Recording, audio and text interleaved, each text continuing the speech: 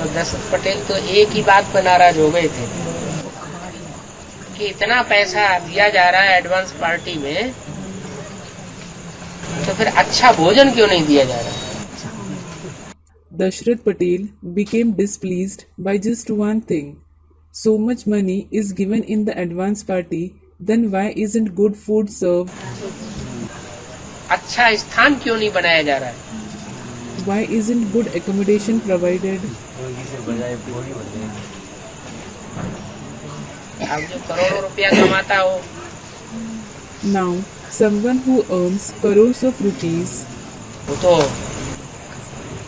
वकील है income tax के, विदेशी कंपनियों के 30-30 करोड़ के केस आते हैं, उनमें से 3 करोड़ एक ही पेशी में ले लेते हैं। he is an income tax lawyer. He gets cases from foreign companies worth 30 crores each. He takes 3 crores for just one hearing. क्या What? कोई केस आया विदेशी कंपनी का 30 करोड़ का, उसमें से 10वां हिस्सा वो एक पेशी में ही ले लेते हैं। When a foreign company hires him for a case worth 30 crores, he takes 1/10 of it for just one hearing. माने एक दिन की कमाई कितनी हुई? 3 crore. It means how much did he earn a day? 3 crores. उनको तो पैसे की कोई वैल्यू होगी ही नहीं। He won't have any value for money at all. यहाँ तो बाबा हमको सिखाते हैं क्या? कम खर्च बाला नसीब। And what does Baba teaches us here? Bring the best results with the least expenditure. भले कोई हमको करोड़ दे दे, लेकिन हमें खर्च कितना करना है? कम से कम खर्च करना है।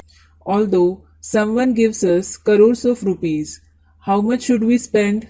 We should spend the least. जितना कम खर्चे में हम स्वर्ग की स्थापना में सहयोगी बन जाएंगे, उतना ऊंचा पद हमारा बनेगा। The lesser the expenditure we use while becoming helpers in the establishment of heaven, the higher the position we will attain. ऐसे नहीं कि भीख मांग मांग करके करोड़ों रुपए इकट्ठे करते जाओ और खूब ऐशो आराम की जिंदगी बिताओ। आश्रम में सोफा सेट डालो, गलीचे डालो, बढ़िया बढ़िया लकालक कपड़े पहनो, सफेद भकाभक। It shouldn't be that you keep collecting crores of rupees by begging and live a very luxurious life.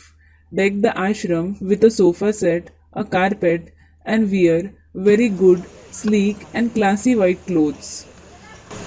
यहाँ ऐसा कुछ नहीं है। There is nothing like that here. क्या? What? जैसे साधारण लोग रहते हैं ऐसे रहते। बाबा तो मुरली में बोलता है क्या? न ज्यादा अच्छा खाना है और न ज्यादा बुरा खाना है। You should live just like the ordinary people do. In fact, Baba says in the Murli, you should neither eat very rich food nor very poor food. अच्छे से अच्छा भी नहीं और जैसे कि नालों के किनारे जो गरीब लोग रहते हैं, वो क्या नाम, झोपड़ियों में, ऐसा भी नहीं।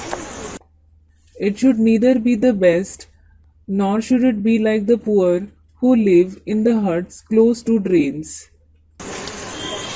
जैसे साधारण लोग होते हैं, संख्या दुनिया में साधारण लोगों की ज्यादा होती है या असाधारण लोगों की ज्यादा होती है?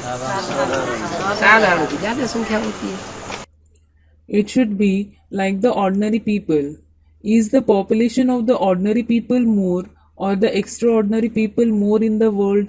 Student, ordinary people. The population of the ordinary people is more.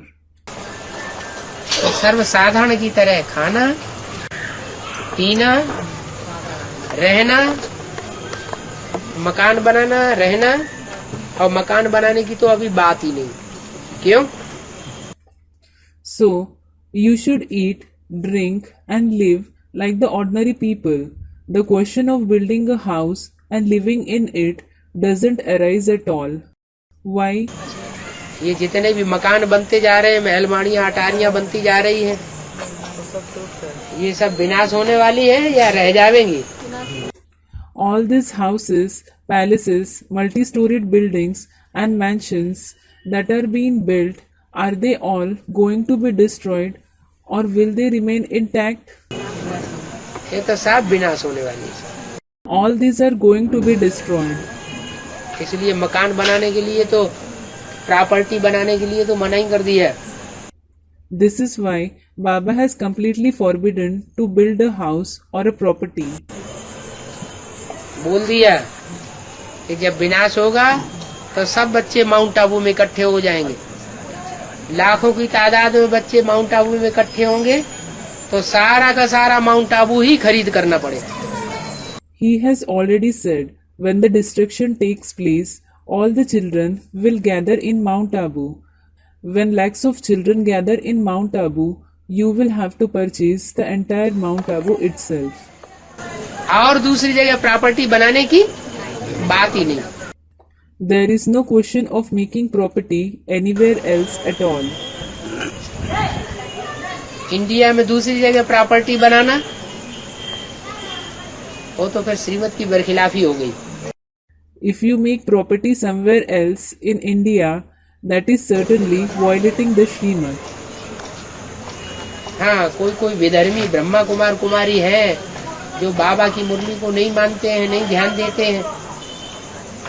Yes, there are some Vidharmi Brahma Kumar Kumaris who don't follow Baba's Murli. They don't pay attention to them.